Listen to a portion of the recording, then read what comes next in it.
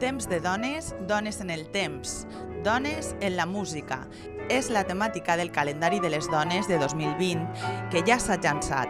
La sala Rafael Altamira de la seu universitària d'Alacant va acollir la presentació de les comarques del sud, un acte que va comptar amb la presència de diverses dones que han fet carrera en el món de la música, com per exemple les mezzosoprans Emilia Méndez i Immaculada Zorín, o les pianistes Gloria Revert i Rosario Palma.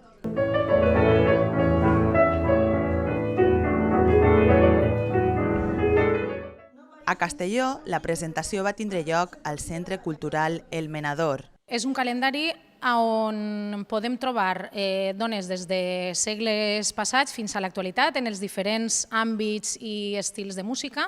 Trobem des de dones compositores fins a dones cantautores, cantants.